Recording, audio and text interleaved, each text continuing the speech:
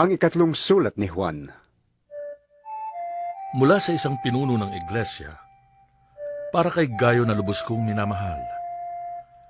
Mahal kong Gayo, idinadalangin kong ikaw sana'y nasa mabuting kalagayan at malusog ang katawan, tulad ng iyong buhay espiritual na alam kong nasa mabuting kalagayan.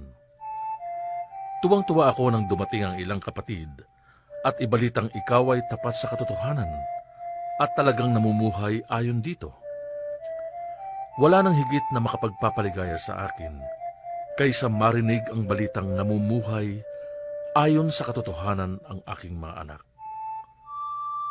Mahal kong kaibigan, ang iyong paglilingkod sa mga kapatid, kahit sa mga hindi mo kilala, ay nagpapatunay na tapat ka.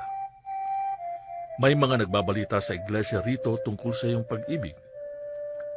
Sana'y tulungan mo sila sa kanilang paglalakbay, gaya ng nararapat gawin sa mga lingkod ng Diyos, sapagkat naglalakbay sila sa ngalan ni Kristo at hindi tumatanggap ng anumang tulong sa mga di kumikilala sa Diyos.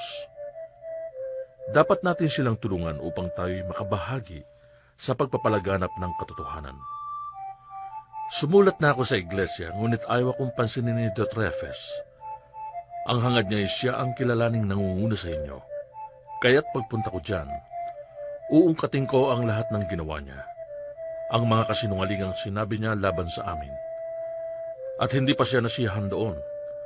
Ayaw niyang tanggapin ang mga kapatid na dumarating at hinahadlangan pa niya at itinitiwalag sa iglesia ang mga ibig tumanggap sa mga iyon.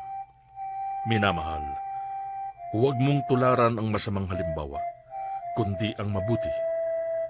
Ang gumagawa ng mabuti ay anak ng Diyos. Ang gumagawa ng masama ay hindi pa nakakita sa Diyos.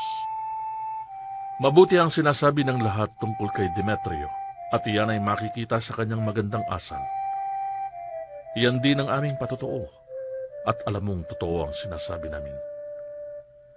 Marami pa sana akong sasabihin sa iyo, ngunit hindi ko na sasabihin sa sulat.